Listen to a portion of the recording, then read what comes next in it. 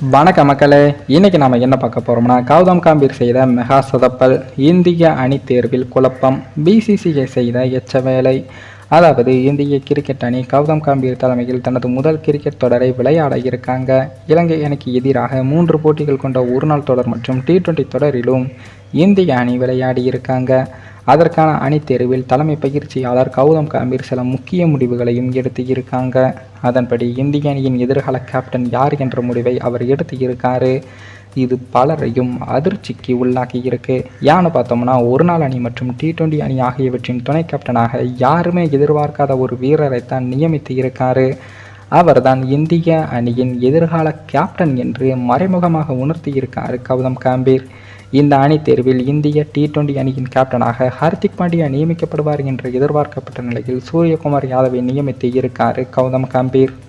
அவர் 2026ஆம் ஆண்டு T20 உலகக்கோப்பை வரை இந்திய T20யின் கேப்டன் அணியாக செயல்படுவார் என்றும் கூறப்படுது.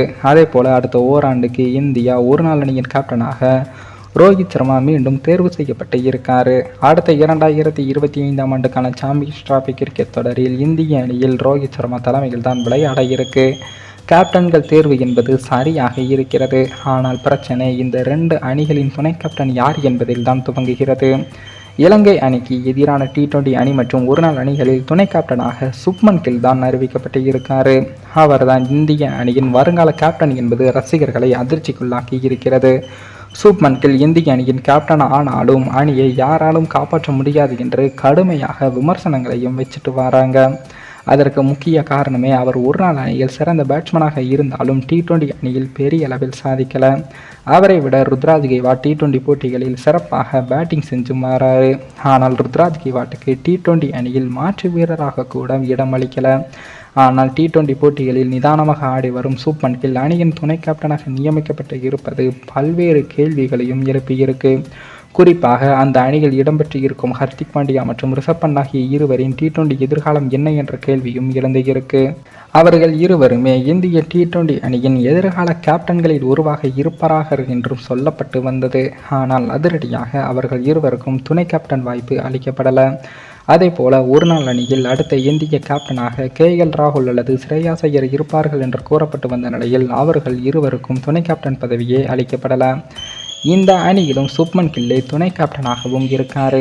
சுப்மன் கில் நல்ல பேட்ஸ்மேன் என்றாலும் அவரது கேப்டன்சி குறித்து விமர்சனமும் இருக்கு. குறிப்பாக 2024ஆம் ஆண்டுக்கான IPL தொடரில் குஜராத் அணியின் கேப்டனாக சுப்மன் கில் செயல்பட்ட போது பவுலர்களை பயன்படுத்துவதில் தொடர்ந்து சொதப்பி வந்தார். சமீபத்தில் நடந்து முடிந்த ஜிம்பாப்வே அணிக்கு எதிரான T20 தொடரில் கேப்டனாக இருந்த சுப்மன் கில் பவுலர்களை சரியாக பயன்படுத்தலை என்ற குற்றச்சாட்டும் இருக்கு. அது மட்டும் இல்லாமல் அவர் அணியில் சுயநலமாக செயல்படுகிறார் என்ற விமர்சனமும் இருக்கு. உதாரணத்துக்கு ஜிம்பாப்வே அணிக்கு எதிரான தொடரில் 4 துவக்க வீரர்கள் அணியில் இடம்பெற்ற நிலையில் தனது இடத்தை விட்டுக் கொடுக்காமல் கெட்டியாக பிடித்து கொண்டு ருத்ராஜ் கெய்க்வாட் மற்றும் அபிஷேக் சர்மாவை அவர்களது பேட்டிங் வரிசையில் இருந்து மாற்றி பேட்டிங் செய்ய வச்சாரு. இதில் வேடிக்கை என்னன்னு பார்த்தோம்னா, அவர்கள் இருவரும் சுப்மன் கில்லை விட அதிக ஸ்ட்ரைக் ரேட்டில் பேட்டிங் ஆடி வந்தார்கள். அதிக ஸ்ட்ரைக் ரேட்டில் ஆடும் வீரர்களை துவக்கமளிக்க வைத்து இருக்க வேண்டும். அதன் மூலம் பவர் பிளே ஓவர்களில் அதிக ரன்களை குவிக்கலாம். ஆனால் கேப்டன் சுப்மன் கில் அதை செய்யாமல் இருந்திருக்காரு. இதே போன்ற காரணங்களால் சுப்மன் கில் இந்திய அணியின் கேப்டனாக செயல்பட சரியான நபரா என்ற கேள்வியும் எழுந்து இருக்கு. மேலும் இந்த வீடியோ ஏதோ ஒரு விதத்தில் உங்களுக்கு பிடித்திருக்கும் என்று நினைக்கிறேன். நம்ம சேனலுக்கு புதிதாக வீடியோ பார்க்கிறீர்கள் என்றால் மறக்காமல் சப்ஸ்கிரைபர் செய்துவிட்டு பாருங்கள். இன்னொரு வீடியோவில் சந்திக்கும் வரை நான் உங்கள் தமிழ்.